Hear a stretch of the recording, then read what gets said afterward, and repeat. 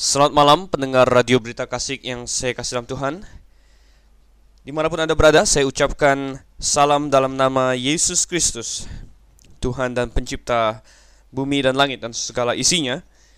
Apa kabar pada malam hari ini? Tentu saya harap Bapak Ibu sekalian berada dalam kondisi baik, dalam tangan penyertaan dan bimbingan Tuhan kita. Dan saya Dr. Stephen Einstein Liao, pada saat ini akan bersama-sama dengan Anda membahas kebenaran firman Tuhan di dalam acara kita yang diadakan untuk kali ini setiap hari Rabu hingga setiap hari Jumat pukul 9 hingga pukul 10 malam. Yang jelas ada waktu sekitar 1 jam bagi kita untuk membahas firman Tuhan dalam acara Mutiara Kebenaran. Dan dalam acara ini kita akan membahas kebenaran-kebenaran dalam Perjanjian Lama, saudara.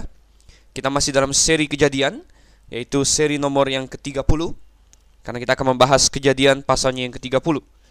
Sebenarnya bukan hanya Kejadian pasal 30, tapi kita mulai dari Kejadian pasal 29 bagian terakhir, yaitu bagian 29 ayat 31 dan sampai selesainya pasal yang ke-30.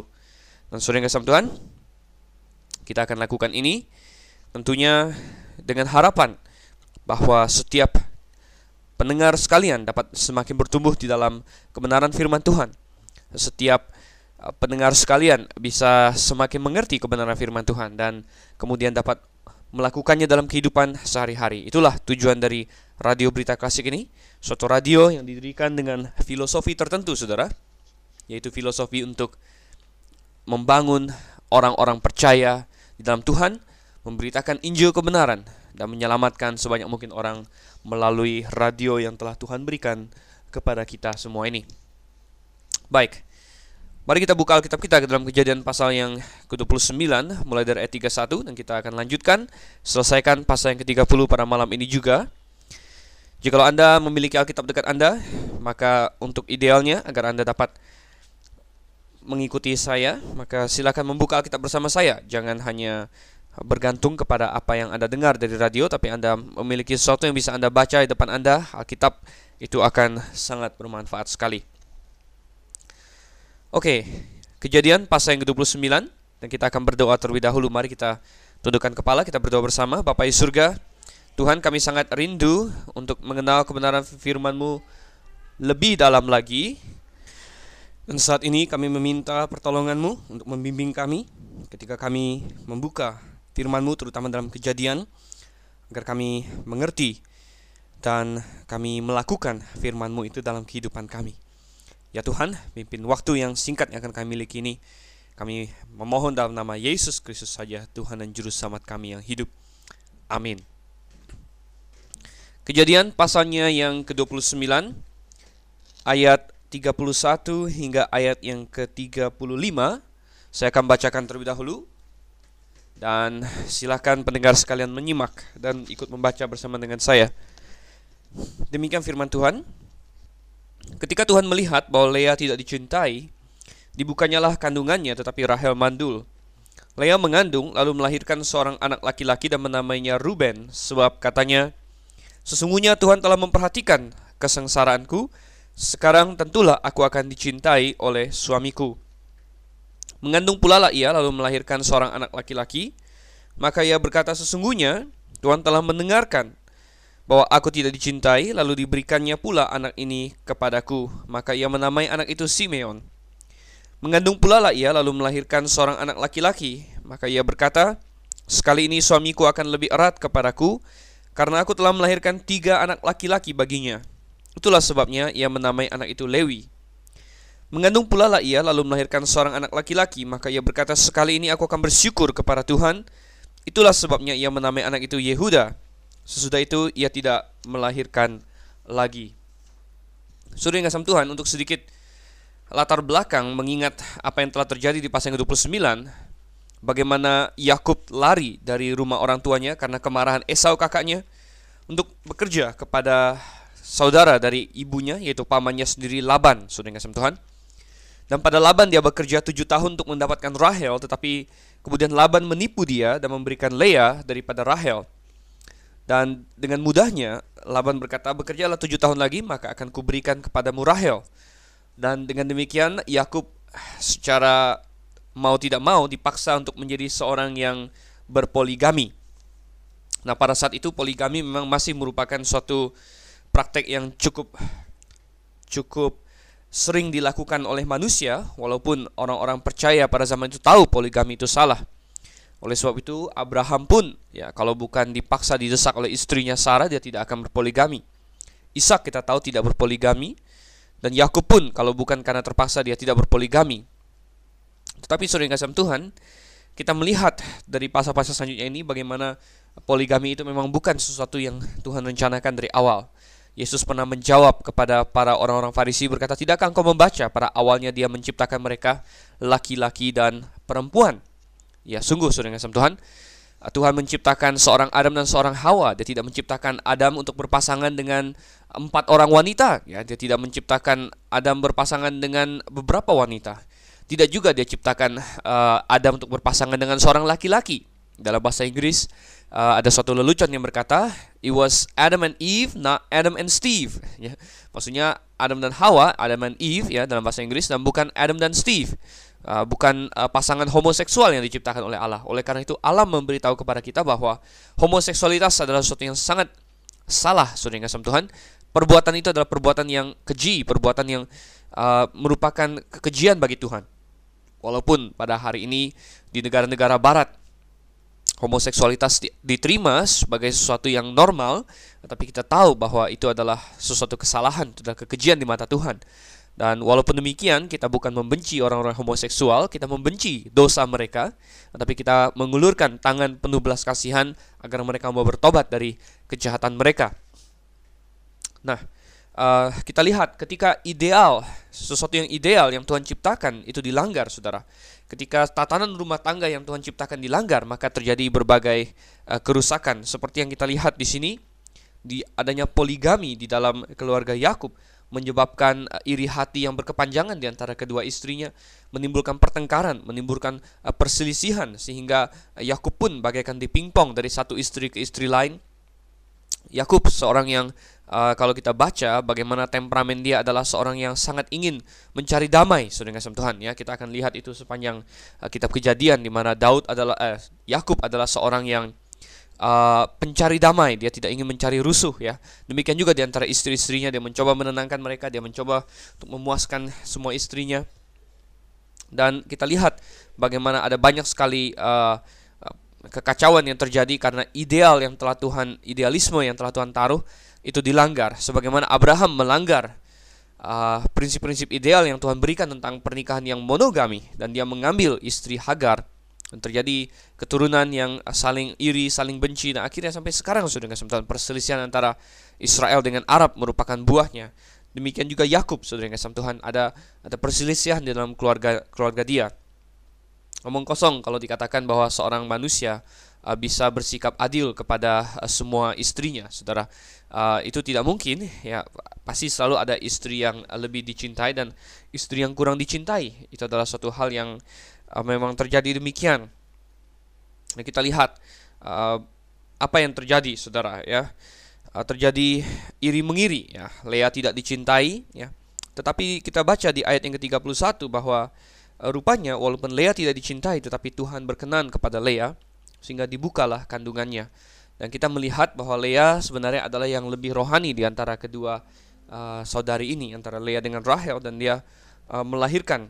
Tetapi kita lihat Lea pun mengalami pertumbuhan iman. Mungkin pada awalnya dia merasa sedih, dia merasa pahit karena suaminya tidak mencintainya, sehingga nama anaknya pun merefleksikan pertarungan dia dengan adiknya, ya. Anak yang pertama diberi namanya Ruben, yang memiliki arti lihatlah seorang anak, ya.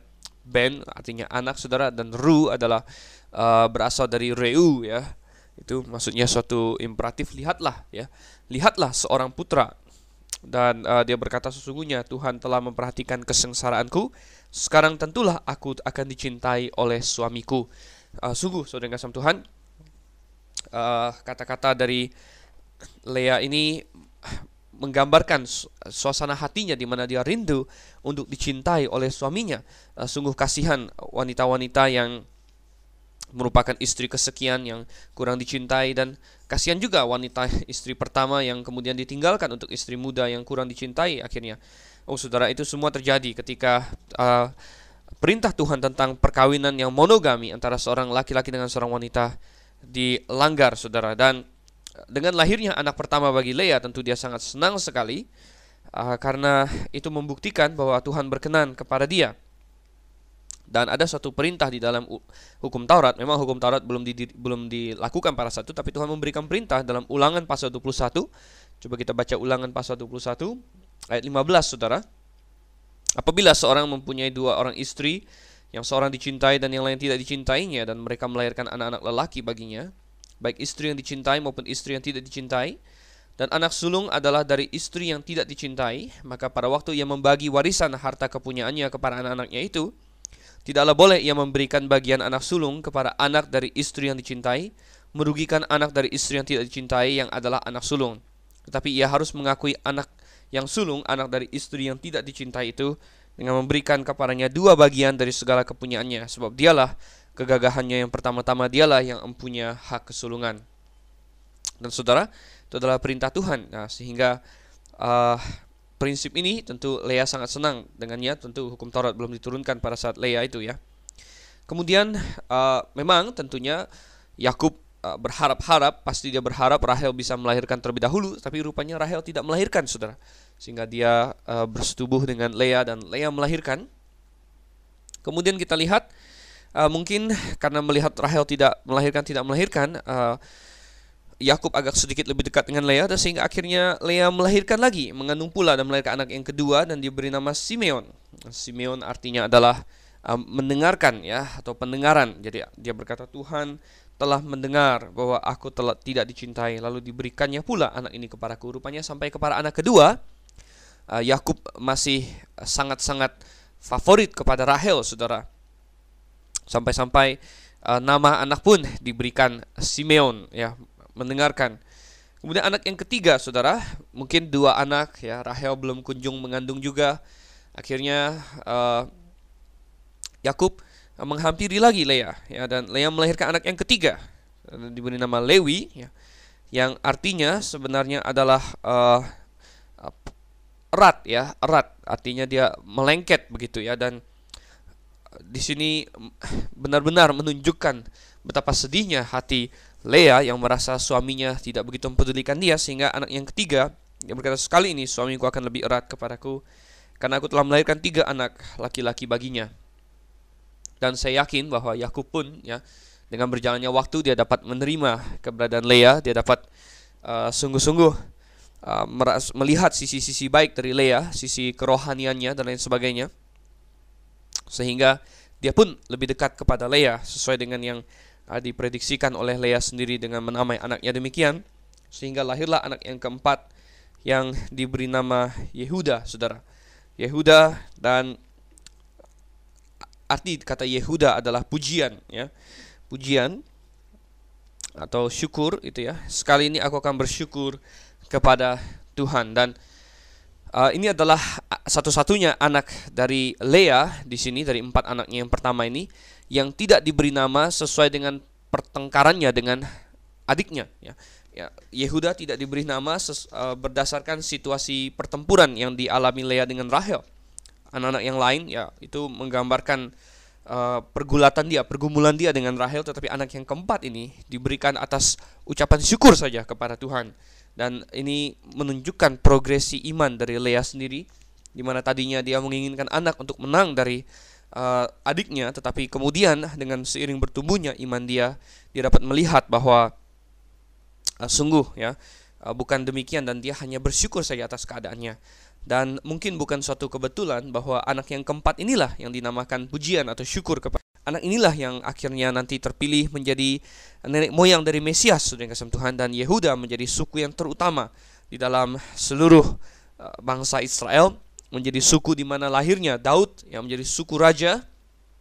Dan mungkin bukan suatu kebetulan bahwa dialah yang dari kecil sudah dinamai pujian kepada Tuhan. Dan saudara yang kasih Tuhan, sedemikian prominennya, sedemikian dominannya suku Yehuda di dalam kehidupan orang Israel, sehingga Bahkan orang Israel pun dikenal dengan nama Yahudi, saudara. Orang Yahudi, orang Israel, orang Yahudi. Dan orang Yahudi itu memiliki akar kata yang sama dengan Yehuda.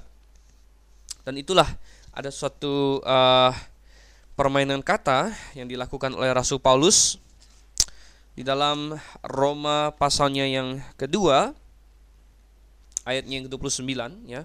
Roma 2 ayat 29, ya, dikatakan, tetapi orang Yahudi sejati ialah dia yang tidak nampak keyahudiannya, dan sunat ialah sunat di dalam hati secara rohani, bukan secara hurufiah. Maka pujian baginya datang bukan dari manusia melainkan dari Allah. Ada permainan kata di sini karena kata Yahudi berarti pujian. Jadi Yahudi sejati adalah orang yang mendapat pujian bukan dari manusia melainkan dari Allah. Padahal Yahudi itu sendiri artinya pujian. Jadi ada permainan kata di situ yang sangat indah dari Rasul Paulus. Saudara, kita melihat semakin serunya pertengkaran di dalam rumah tangga Yakub berlanjut. Di sini kita baca Kejadian pasalnya yang ke-30. Kita baca ayatnya yang pertama, ya, hingga ayatnya yang ke-13, saudara. Kejadian pasal 30 ayat 1 hingga ayatnya yang ke-13. Ketika dilihat Rahel bahwa ia tidak melahirkan anak bagi Yakub, cemburulah ia kepada kakaknya itu, lalu berkata kepada Yakub, berikanlah kepadaku anak, kalau tidak aku akan mati. Maka bangkitlah amarah Yakub terhadap Rahel, dan ia berkata, akukah pengganti Allah yang telah menghalangi engkau mengandung? Kata Rahel, ini Bilha, budakku perempuan. Dan katanya, ya, hampirilah dia supaya ia melahirkan anak di pangkuanku, dan supaya oleh dia aku pun mempunyai keturunan. Maka diberikannya lah Bilha, budaknya itu, kepada Yakub menjadi istrinya, dan Yakub menghampiri budak itu. Bilha mengandung, lalu melahirkan seorang anak laki-laki bagi Yakub. Berkatalah Rahel, Allah telah memberikan keadilan kepadaku, juga telah didengarkannya permohonanku, dan diberikannya kepadaku seorang anak laki-laki. Itulah sebabnya ia menamai anak itu Dan. Mengandunglah pula Bilha, budak perempuan Rahel, lalu melahirkan anak laki-laki yang kedua bagi Yakub. Berkatalah Rahel, aku telah sangat hebat bergulat dengan kakakku, dan aku pun menang. Maka ia menamai anak itu Naftali. Ketika dilihat Lea bahwa ia tidak melahirkan lagi, diambilnyalah Zilpa, budaknya perempuan, dan diberikannya kepada Yakub menjadi istrinya. Dan Zilpa, budak perempuan Lea, melahirkan seorang anak laki-laki bagi Yakub. Berkatalah Lea, mujur telah datang. Maka ia menamai anak itu Gad.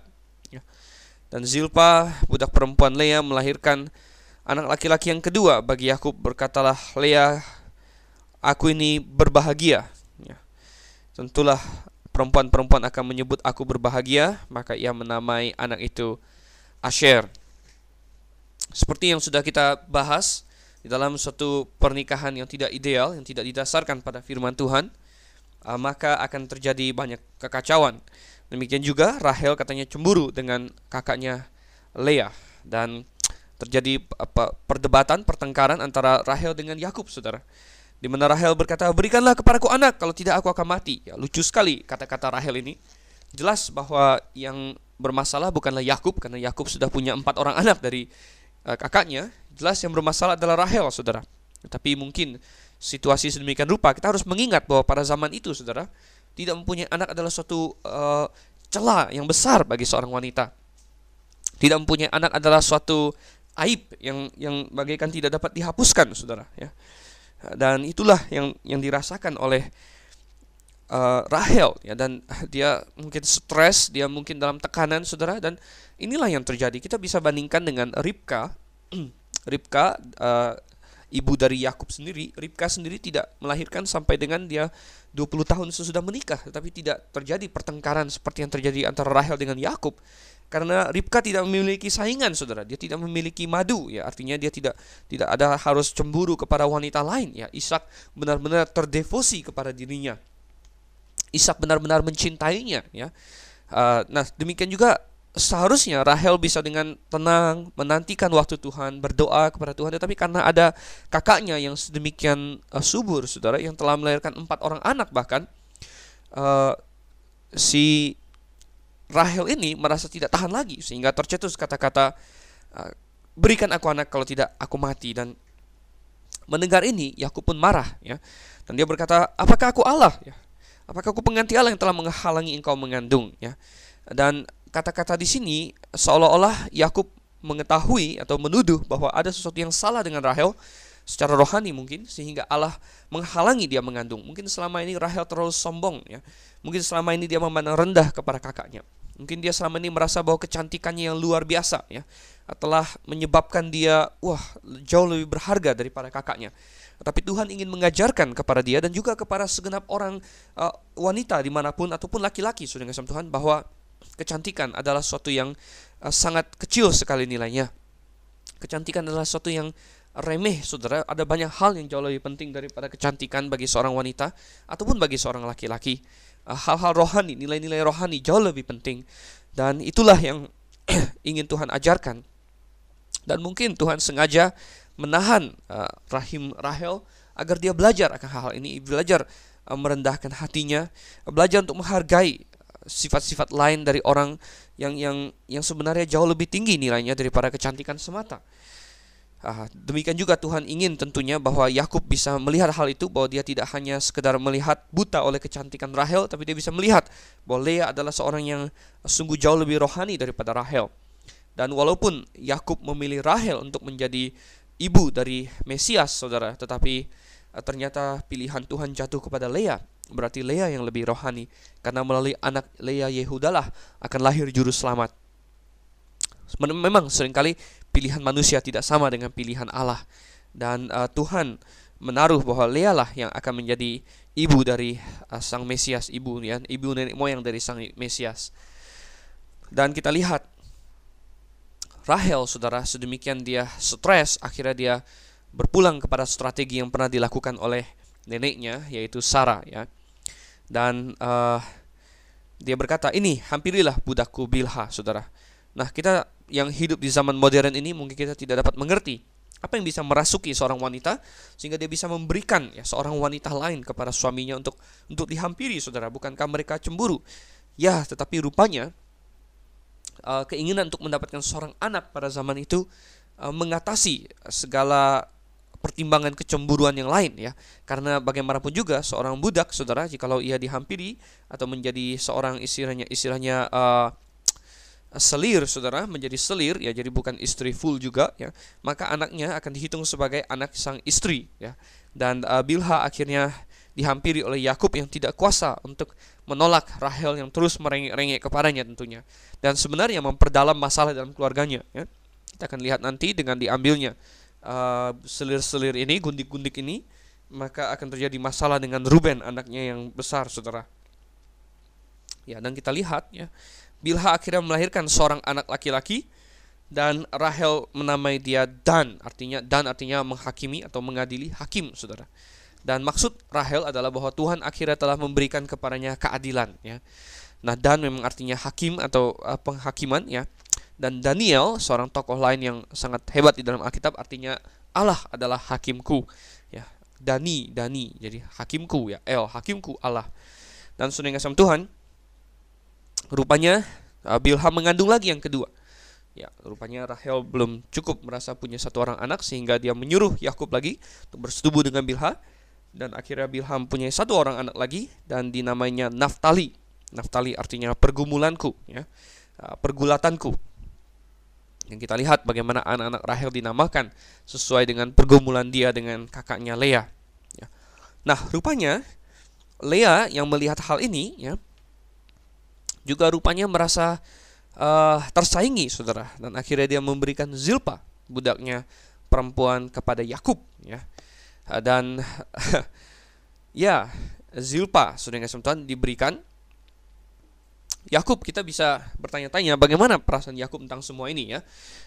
Mungkin dia sedih melihat istrinya begitu. Saya rasa dia sendiri tidak memiliki rencana untuk punya 4 orang istri, tapi karena tuntutan dari istri-istrinya, dia mau tidak mau untuk menjaga keadilan. Mungkin Lea berkata kepadanya, kamu sama Bilha saja mau, masa sama Zilpa tidak mau, dan lain sebagainya. Kita melihat bagaimana kekacauan, kekusutan dalam rumah tangga yang terjadi. Akhirnya Yakub setuju juga dan menghampiri Zilpa, dan anak yang lahir baginya adalah Gad, saudara yang Tuhan, yang artinya kemujuran ya. Dan karena Lea berkata, mujur telah datang. Anaknya yang kedua dari Zilpa dinamainya Asher ya. Dan Asher berarti berbahagia ya. ketika dikatakan di dalam Mazmur pasal 1, berbahagialah orang yang tidak berjalan menurut nasihat orang fasik, tidak berdiri di jalan orang berdosa, tidak duduk dalam kumpulan pencemooh. Berbahagia di situ adalah dari kata ashrei, ya, satu akar kata dengan kata asher di sini. Ya, dan kita lihat saudara yang kasih Tuhan, bagaimana dia berbahagia atas semua itu. Kita lanjutkan sekarang dalam ayatnya yang ke-14 hingga ayatnya yang ke-24 dari Kejadian pasal 30, ayat yang ke-14 hingga ayat yang ke-24. Ketika Ruben, para musim menuai gandum, pergi berjalan-jalan, didapatinya lah di padang buah dudaim, lalu dibawanya kepada Lea ibunya. Kata Rahel kepada Lea, berilah aku beberapa buah dudaim yang didapat oleh anakmu itu. Jawab Lea kepadanya, apakah belum cukup bagimu mengambil suamiku? Sekarang pula mau mengambil lagi buah dudaim anakku. Kata Rahel, kalau begitu biarlah ia tidur dengan engkau pada malam ini sebagai ganti buah dudaim anakmu itu. Ketika Yakub pada waktu petang datang dari padang, pergilah Lea mendapatkannya sambil berkata, engkau harus singgah kepadaku malam ini, sebab memang engkau telah kusewa dengan buah dudaim anakku. Sebab itu tidurlah Yakub dengan Lea pada malam itu. Lalu Allah mendengarkan permohonan Lea. Lea mengandung dan melahirkan anak laki-laki yang kelima bagi Yakub. Lalu kata Lea, Allah telah memberi upahku, karena aku telah memberi budakku perempuan kepada suamiku. Maka ia menamai anak itu Isakar. Kemudian Lea mengandung pula dan melahirkan anak laki-laki yang keenam bagi Yakub. Berkatalah Lea, Allah telah memberikan hadiah yang indah kepadaku. Sekali ini suamiku akan tinggal bersama-sama dengan aku, karena aku telah melahirkan 6 orang anak laki-laki baginya. Maka ia menamai anak itu Zebulon. Sesudah itu ia melahirkan seorang anak perempuan dan menamai anak itu Dina. Lalu ingatlah Allah akan Rahel. Allah mendengarkan permohonannya serta membuka kandungannya. Maka mengandunglah Rahel dan melahirkan seorang anak laki-laki. Berkatalah ia, Allah telah menghapuskan aibku. Maka ia menamai anak itu Yusuf sambil berkata, mudah-mudahan Tuhan menambah seorang anak laki-laki lagi bagiku. Dan pergulatan atau pergumulan di antara kedua saudari ini berlanjut terus, saudara. Ya, setelah memberikan 2 orang budak perempuan mereka untuk menjadi gundik dari Yakub, yaitu Zilpa dan Bilha, akhirnya suatu hari ketika Ruben masih kecil, tentulah dia berumur mungkin sekitar 5, 6, 7 tahun pada saat itu, dia berjalan-jalan di musim menuai, katanya dia menemukan buah dudaim, saudara. Dan rupanya Ruben cukup tahu bahwa buah dudaim adalah buah yang cukup diminati oleh para wanita-wanita, karena memang dipercaya oleh orang purba bahwa memiliki sifat-sifat meningkatkan kesuburan. Sehingga Rahel membawakannya kepada ibunya. Rupanya Ruben membawakannya kepada ibunya Lea, dan Rahel kebetulan melihat itu, ya. Dan kita lihat di sini Rahel berkata, berikan kepadaku buah itu. Rupanya Rahel sangat menginginkan buah dudaim itu karena dia ingin melahirkan seorang anak. Dan kita melihat bagaimana perselisihan di antara kedua saudari ini bisa dirangkumkan dengan jawaban Lea. Katanya, apakah belum cukup bagimu mengambil suamiku? Sekarang pula mau mengambil lagi buah dudaim anakku. Seperti yang sudah kita bahas, saudara, ketika manusia melangkah keluar dari prinsip-prinsip ideal yang Tuhan berikan bagi sebuah rumah tangga, maka akan terjadi kekacauan dalam rumah tangga. Kita lihat Yakub telah melanggar prinsip monogami yang telah Tuhan berikan, di mana satu orang laki-laki berpasangan dengan satu orang wanita untuk membentuk rumah tangga. Yakub melanggar hal itu, dan kita melihat terjadi pertengkaran di dalam rumah tangganya terus-menerus. Saudara, mungkin pada hari ini Anda tidak melakukan poligami, ya, secara paralel, saudara, ya. Tetapi banyak orang yang melakukan poligami secara serial. Apa maksudnya poligami secara serial, saudara? Tidak 2 istri sekaligus pada saat yang sama, tapi 2 istri secara seri. Banyak orang yang hari ini kawin cerai, saudara.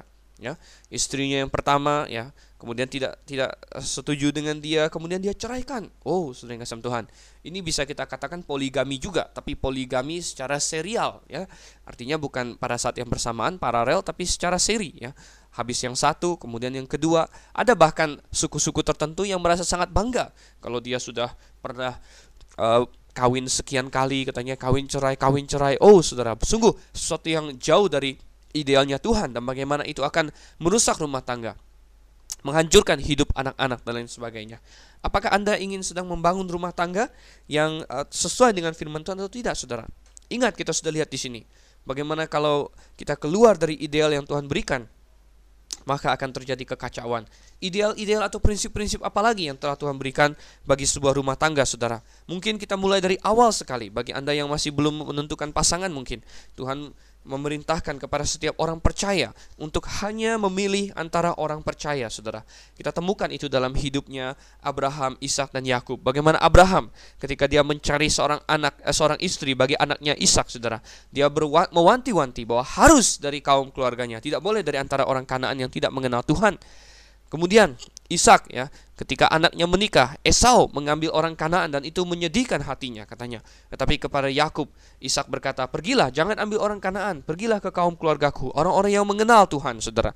Di dalam perjanjian baru lebih jelas lagi dikatakan di dalam 2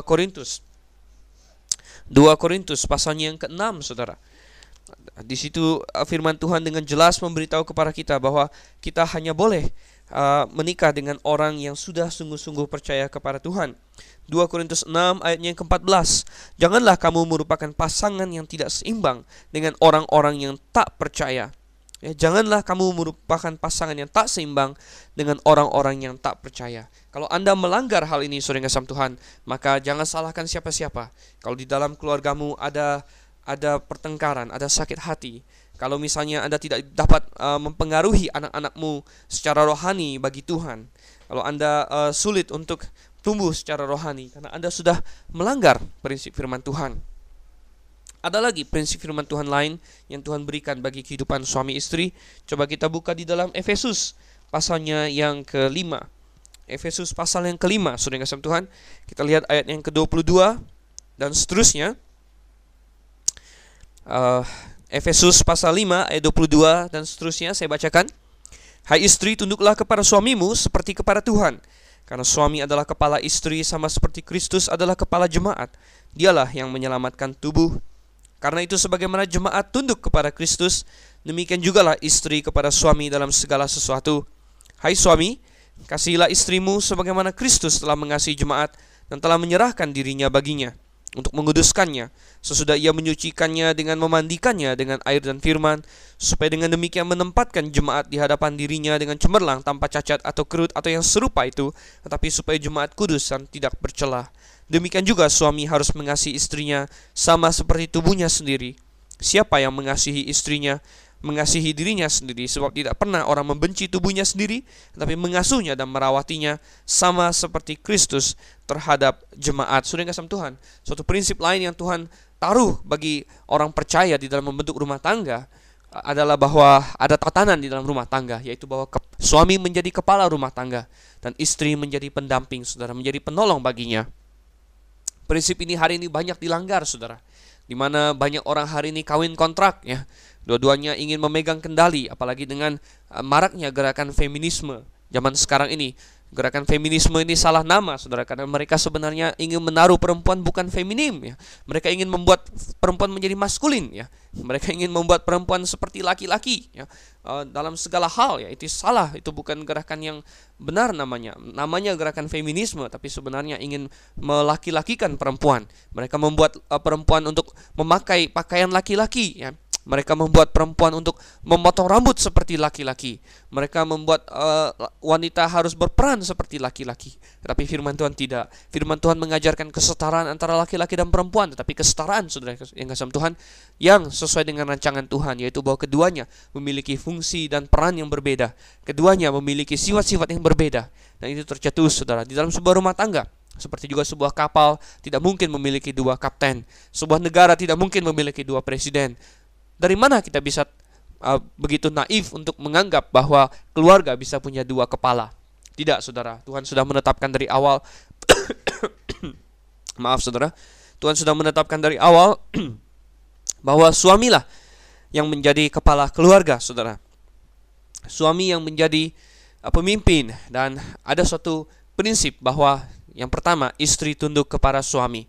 Oh, betapa banyak perempuan yang tidak mau melakukan hal yang satu ini. Karena mereka menganggap, oh, mengapa saya harus tunduk? Oh, mengapa saya harus? Oh, itulah, saudara kasih Tuhan, yang Tuhan inginkan dari Anda. Anda tunduk kepada suami bukan karena suami Anda. Anda tunduk kepada suami karena Tuhan. Anda tunduk kepadanya karena Anda adalah orang yang ingin melakukan kehendak Tuhan. Bukan karena suami Anda begitu hebat, bukan karena lain sebagainya lagi. Nah, memang itu semua bisa membantu, tapi bagaimana ada orang yang bertanya, perempuan yang bertanya, bagaimana kalau suami saya begini? Bagaimana kalau suami saya uh, tidak baik? Bagaimana kalau suami saya kurang mengasihi saya? Apakah saya perlu tunduk kepadanya? Jawabannya tetap adalah ya, karena kita tunduk kepada firman Tuhan. Nomor satu, bukan tunduk kepada suami karena semata-mata suami, tapi kita tunduk kepadanya karena firman Tuhan. Tapi saudara, Alkitab tidak seimbang. Istri disuruh tunduk kepada suami. Banyak agama yang mengajarkan itu. Tetapi berapa banyak agama yang mengajarkan bahwa suami harus mengasihi istri sama seperti Kristus mengasihi jemaat, bahkan sama seperti dia mengasihi dirinya sendiri. Oh, saudara kasih Tuhan, hanya kekristenan yang mengajarkan itu. Banyak agama lain menyuruh istri tunduk, tetapi suaminya boleh kawin lagi entah berapa banyak istri, saudara. Oh, itu sangat tidak fair bagi wanita. Tetapi kita dapatkan di sini, istri harus tunduk, tetapi saudara, bukan berarti laki-laki lalu menjadi raja yang sewenang-wenang. Tidak demikian, saudara, karena justru laki-laki diperintahkan suatu perintah yang sangat berat, yaitu dia harus mengasihi istri seperti Kristus mengasihi jemaat. Bayangkan, saudara, seperti Kristus mengasihi jemaat, betapa besar kasih Kristus kepada jemaat, bahkan rela mati kepadanya. Tentu Kristus tidak akan berpoligami, saudara. Tentu dia tidak akan selingkuh. Tentu dia tidak akan memerintahkan hal-hal yang menyedihkan jemaatnya, yang merugikan dia, tetapi dia akan memberikan yang terbaik. Sebagaimana suami hendak diperlakukan, demikian juga dia akan memperlakukan istri. Karena Tuhan ingin bahwa suami mengasihi istri dengan segenap hatinya. Katanya seperti dia mengasihi dirinya sendiri, saudara. Dan jikalau prinsip firman Tuhan ini dituruti, maka saya yakin di dalam keluarga itu pasti akan harmonis. Tidak akan timbul pertengkaran-pertengkaran seperti yang terjadi antara Yakub, Rahel, dan Lea di tempat ini. Maukah Anda taat kepada firman Tuhan, saudara? Maukah Anda membangun keluarga yang sesuai dengan firman Tuhan? Kita belajar dari kesalahan Yakub. Kita lihat bagaimana Rahel dan Lea bertengkar terus. Bahkan, saudara, begitu konyolnya sampai untuk memperebutkan satu buah dudaim, ya, buah dudaim ini. Akhirnya mereka berebut suami, saudara. Dan akhirnya Rahel berkata, oke, baiklah, Yakub tidur dengan engkau pada malam ini. Dan akhirnya Lea setuju untuk memberikan buah dudaim itu kepada Rahel. Dan malam itu, saudara, tentunya Rahel tiba-tiba mencegat Yakub yang pulang dari ladang, ya. Dan dia berkata, engkau harus singgah kepadaku malam ini, sebab memang engkau telah kusewa dengan buah dudaim anakku, ya. Mungkin Lea juga sudah membuat dirinya semenarik mungkin malam itu, ya. Dan Yakub akhirnya memang tidur dengan Lea pada malam itu. Rupanya, saudara kasih Tuhan, walaupun sudah melahirkan 4 orang anak dan Yakub sempat dekat dengan dia, tetapi belakangan Yakub agak menjauh lagi dengan dia, sehingga Lea berdoa terus kepada Tuhan. Kita melihat bagaimana Lea adalah orang yang cukup rohani dia, ya. Dia mengandalkan Tuhan, dia berdoa terus kepada Tuhan, dan katanya Allah mendengarkan permohonan Lea. Lalu dia mengandung dan melahirkan anak yang kelima, yang dia namanya Isakar, yang berarti hadiah atau upah, saudara yang kasih Tuhan. Dan ini merupakan permainan kata, karena sebagaimana buah dudaim itu menjadi upah sewa Yakub, ya, dan Tuhan juga memberikan kepada Lea upah, saudara, upah berupa seorang anak atau hadiah berupa seorang anak yang diberikan nama Isakar. Dan kita lihat akhirnya, ya, Yakub cukup dekat lagi dengan Lea setelah anaknya yang kelima ini, dan akhirnya dia melahirkan lagi seorang anak, dan dia beri nama Zebulon, saudara. Dia beri nama Zebulon, ya, yang artinya tempat tinggal, ya, dan dengan suatu harapan bahwa Yakub akan tinggal bersama dengan dia. Sampai saat ini Yakub sudah memiliki 10 orang anak laki-laki dari 3 orang istri yang berbeda. Dan ayat 21 dikatakan, sesudah itu ia melahirkan seorang anak perempuan dan menamai anak itu Dina, ya. Nah, ini adalah satu-satunya anak perempuan Yakub yang tercatat bagi kita. Kita tidak diberitahu tentang anak-anak perempuan lain. Dan memang agak aneh kalau misalnya dari 4 istri dan 12 anak laki tidak ada anak perempuan, ya, hanya satu saja. Dan ada indikasi dari ayat-ayat firman Tuhan memang bahwa Yakub memiliki anak-anak perempuan lain yang tidak diberitahu namanya bagi kita, ya. Kita bisa lihat di beberapa ayat yang mengindikasikan hal itu nanti kalau kita sudah sampai kepada ayat-ayat itu. Tapi ada satu anak perempuan yang diberitahu kepada kita namanya, yaitu Dina. Dan mengapa dia memberitahu tentang anaknya yang satu ini? Karena Dina memainkan peranan yang penting nanti dalam kejadian-kejadian selanjutnya di kitab Kejadian, yaitu di tanah Sikem, ya. Nah, ada beberapa ayat firman Tuhan lain yang mengindikasikan bahwa dia memiliki anak-anak perempuan lain memang ya. Tapi kita akan bahas itu nanti. Dan kita lihat saudara, ayat 22, lalu ingatlah Allah akan Rahel. Bukan berarti Allah selama ini lupa, tetapi Allah bertindak, Allah melakukan sesuatu untuk Rahel. Allah mendengarkan permohonannya dan membuka kandungannya, dan dia melahirkan seorang anak laki-laki. Katanya, Allah telah menghapuskan aibku sehingga dinamakan anak itu Yusuf. Kata Yusuf bisa berarti menghapuskan, tetapi Yusuf juga memiliki arti lain ya. Bisa juga berarti menambahkan, sehingga ada dua arti. Yusuf artinya menghapus aib, dan Yusuf juga bisa berarti mudah-mudahan Tuhan menambah seorang anak laki-laki bagiku. Karena Asaf ya, Asaf berarti menghapuskan, dan Yasaf berarti menambahkan. Jadi Yusuf merupakan paduan dari dua arti itu. Nah, kita baca sekarang dari ayatnya yang ke-25 hingga ayatnya yang ke-36, saudara. Ayat 25 hingga ayat yang ke-36. Demikian bunyi firman Tuhan. Setelah Rahel melahirkan Yusuf, berkatalah Yakub kepada Laban, izinkanlah aku pergi supaya aku pulang ke tempat kelahiranku dan ke negeriku. Berikanlah istri-istriku dan anak-anakku yang menjadi upahku selama aku bekerja padamu, supaya aku pulang, sebab engkau tahu betapa keras aku bekerja padamu. Tetapi Laban berkata kepadanya, sekiranya aku mendapat kasihmu, telah nyata kepadaku bahwa Tuhan memberkati aku karena engkau. Lagi katanya, tentukanlah upahmu yang harus kubayar, maka aku akan memberikannya. Sahut Yakub kepadanya, engkau sendiri tahu bagaimana aku bekerja padamu dan bagaimana keadaan ternakmu dalam penjagaanku. Sebab harta milikmu tidak begitu banyak sebelum aku datang, tapi sekarang telah berkembang dengan sangat. Dan Tuhan telah memberkati engkau sejak aku berada di sini. Jadi bilakah dapat aku bekerja untuk rumah tanggaku sendiri? Kata Laban, apakah yang harus kuberikan kepadamu? Jawab Yakub, tidak usah kau berikan apa-apa kepadaku. Aku mau lagi menggembalakan kambing dombamu dan menjaganya. Dan engkau mengizinkan hal ini kepadaku. Asal engkau mengizinkan hal ini kepadaku. Hari ini aku akan lewat dari tengah-tengah segala kambing dombamu dan akan mengasingkan dari situ setiap binatang yang berbintik-bintik dan berbelang-belang, segala domba yang hitam dan segala kambing yang berbelang-belang dan berbintik-bintik. Itulah upahku. Dan kejujuranku akan terbukti di kemudian hari apabila engkau datang memeriksa upahku. Segala yang tidak berbintik-bintik dan atau berbelang-belang di antara kambing-kambing dan yang tidak hitam di antara domba-domba, anggaplah itu tercuri olehku. Kemudian kata Laban, baik, jadilah seperti perkataanmu itu. Lalu diasingkannya lah pada hari itu kambing-kambing jantan yang bercoreng-coreng dan berbelang-belang, dan segala kambing yang berbintik-bintik dan berbelang-belang, segala yang ada warna putih pada badannya, serta segala yang hitam di antara domba-domba. Dan diserahkannya lah semuanya itu kepada anak-anaknya untuk dijaga. Kemudian Laban menentukan jarak 3 hari perjalanan jauhnya antara dia dan Yakub. Maka tetaplah Yakub menggembalakan kambing domba yang tinggal itu. Saudara yang kasih dalam Tuhan, kita dapatkan di sini bagaimana 14 tahun sudah berlalu semenjak Yakub datang kepada Laban, dan 14 tahun itu dia bekerja dengan keras kepada Laban untuk mendapatkan kedua istrinya. Dan katanya sesudah genap waktu itu, jadi dia 14 tahun sudah lewat, maka Yakub sebenarnya minta pamit kepada Laban ya. Dia bilang, izinkanlah aku pulang ke tempatku, berikanlah istri-istriku dan anak-anakku yang menjadi upahku selama aku bekerja kepadamu. Jadi sampai dengan saat itu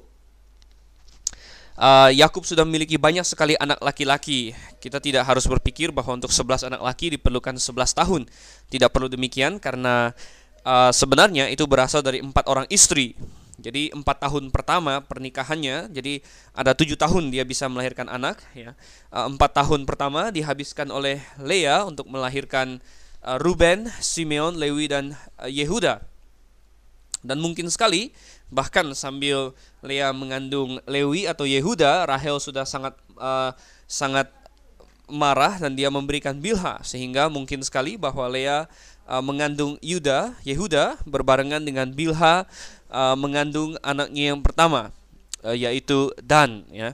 Dan sambil Bilha mengandung anaknya yang kedua, yaitu Naftali, mungkin juga pada saat itu yang sama Zilpa mengandung anaknya yang pertama, yaitu Gad ya. Dan sambil Gad ya mengandung anaknya yang kedua, yaitu Asher ya. Mungkin sekali bahwa Lea mengandung anaknya yang kelima, yaitu Isakar, demikian seterusnya, sehingga ke-11 anak Yakub bisa saja lahir dalam waktu mungkin sekitar 8 sampai 9 tahun. Dan itu berarti Yusuf baru saja lahir tidak lama, baru Yakub minta pamit dari Laban. Tetapi kita dapatkan bahwa Laban rupanya menyadari bahwa selama ini dia sudah diberkati, dia menjadi sangat kaya.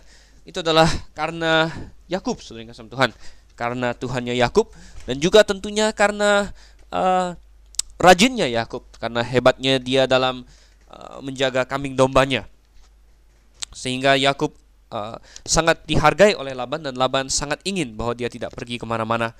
Dan akhirnya dia bilang kepada Yakub, oke, baiklah, sekarang kamu boleh bekerja padaku untuk mendapat upah, saudara yang kasih Tuhan, untuk mendapat upah. Dan Laban bertanya kepadanya, apa yang engkau mau minta daripadaku? Dan Yakub, saudara yang kasih Tuhan, dengan sangat bijaksana mengikuti jejak Abraham. Ketika Raja Sodom menawarkan kepadanya harta bendanya, dia bilang, tidak, aku tidak mau mengambil apa-apa daripadamu. Demikian juga dari Laban, Yakub tidak mau mengambil apa-apa. Yakub sudah tahu Laban adalah seorang yang sangat licik, seorang penipu, ya, sehingga Yakub tidak mau mengambil apa-apa daripadanya. Tetapi Yakub menentukan bahwa dari kambing dombanya yang akan lahir, ya, jadi kambing domba yang sekarang pun tidak usah diambil, tapi akan lahir dari yang sekarang, yang berbelang, yang bercocol, ya, yang berbintik-bintik, itulah yang akan menjadi milik kepunyaan Yakub. Dan sebenarnya dari dombanya Laban jauh lebih banyak yang warnanya seragam, yang tidak berbelang, tidak berbintik, sehingga aneh sekali bahwa Yakub memilih upah seperti itu. Kita melihat di sini langkah iman dari Yakub, bahwa Yakub ingin berkata kepada Tuhan, Tuhan, kalau engkau mau memberkati aku, inilah caranya, ya. Dan aku akan memilih satu upah yang dari segi manusia kelihatan sangat bodoh, yang akan sangat merugikan dia, ya, karena ciri-ciri belang dan bintik merupakan ciri-ciri genetik yang resesif, ya, sehingga yang tidak banyak jumlahnya. Tapi kita dapatkan bahwa yang terjadi adalah dengan penuh iman Yakub berkata, baik, itulah yang akan menjadi milikku. Dan saudara yang kasih Tuhan, kita dapatkan bahwa itu semua dilakukan Yakub. Coba kita baca ayat yang ke-37 hingga ayatnya yang ke-43. Dikatakan situ, lalu Yakub mengambil dahan hijau dari pohon hawar, pohon badam, dan pohon berangan. Dikupasnyalah dahan-dahan itu sehingga berbelang-belang sampai yang putihnya kelihatan. Ia meletakkan dahan-dahan yang dikupasnya itu dalam palungan, dalam tempat minum, kemana kambing domba itu datang minum, sehingga tepat di depan kambing domba itu. Adapun kambing domba itu suka berkelamin pada waktu datang minum. Jika kambing domba itu berkelamin dekat dahan-dahan itu, maka anaknya bercoreng-coreng, berbintik-bintik, dan berbelang-belang. Kemudian Yakub memisahkan domba-domba itu. Dihadapkannya kepala-kepala kambing domba itu kepada yang bercoreng-coreng dan kepada segala yang hitam di antara kambing domba Laban. Demikianlah ia beroleh kumpulan-kumpulan hewan baginya sendiri, dan tidak ditempatkannya pada kambing domba Laban. Dan setiap kali apabila berkelamin kambing domba yang kuat, maka Yakub meletakkan dahan-dahan itu ke dalam palungan di depan mata kambing domba itu, supaya berkelamin dekat dahan-dahan itu. Tetapi apabila datang kambing domba yang lemah, ia tidak meletakkan dahan-dahan itu ke dalamnya. Jadi hewan yang lemah untuk Laban dan yang kuat untuk Yakub. Maka sangatlah bertambah-tambah harta Yakub, dan ia mempunyai banyak kambing domba, budak perempuan dan laki-laki, unta dan keledai. Saudara, sebagaimana Tuhan menyertai Yakub, tapi kita lihat Yakub juga berusaha. Inilah yang menjadi esensi dari kepercayaan kita, bahwa bukan kita hanya sekedar berdoa saja, tapi kita berdoa sambil berusaha. Ora et labora, saudara Tuhan. Yakub telah menghamparkan dirinya pada kasih karunia dan penyertaan Tuhan. Bagaimana dia memilih suatu upah yang menurut ukuran manusia sangat tidak menguntungkan, tapi dia percaya bahwa Tuhan bisa memberkatinya. Tetapi dia berusaha juga, saudara, dengan pengetahuannya akan binatang. Dia mencoba untuk mempengaruhi genetika binatang itu. Memang secara ilmu pengetahuan modern, apa yang dilakukan Yakub ini sebenarnya tidak ada hubungannya dengan lahirnya anak-anak yang bercoreng-coreng, ya. Gen manusia, gen makhluk hidup tidak dapat dipengaruhi oleh dengan cara melihat benda pada saat berkelamin. Minimal itu yang belum ada kita temukan dalam ilmu modern, saudara. Mungkin saja suatu ketika akan ditemukan ilmu seperti itu, tapi untuk saat ini belum ada ilmu seperti itu, bahwa dengan melihat dahan DNA di sel-sel kelamin bisa berubah, saudara. Itu tidak ada. Tapi kita percaya bahwa itu merupakan campur tangan Tuhan, ya, kasih penyertaan Tuhan kepada Yakub, bagaimana akhirnya anak-anaknya bisa didapatkan yang bercoreng-coreng, berbelang-belang, dan berbintik-bintik. Dan saudara yang kasih Tuhan, akhirnya harta Yakub bertambah-tambah. dan saking kayanya dia, akhirnya dia dapat membeli budak laki-laki, budak perempuan, unta dan keledai. Itu semua kita lihat dari Yakub dan bagaimana Tuhan menyertai dia. Jadi kita dapatkan pengajaran yang indah dari pasal ini, bagaimana orang yang berharap kepada Tuhan, beriman kepada Tuhan akan Tuhan berkati. Dan kita juga melihat dari segi rumah tangga bagaimana Tuhan memberkati Yakub, walaupun ada banyak kesalahan yang dia lakukan, dan walaupun rumah tangganya tidak ideal karena melanggar prinsip-prinsip Tuhan, tapi Tuhan tambahkan anak-anak kepadanya. Mengapa? Karena dialah yang akan menjadi Israel, dialah yang akan menjadi bapa dari 12 suku Israel, sehingga dalam waktu singkat dia memperoleh anak yang begitu banyak jumlahnya. Oke, saudara yang kasih Tuhan, demikianlah pembahasan kita dari pasal 30. Di sesi berikutnya kita akan masuk ke dalam pasal ke-31, dan kita akan bertemu kembali pada saat itu. Saya Dr. Stephen Einstein Liao undur diri dulu daripada Anda. Saya ucapkan selamat malam dan Maranatha.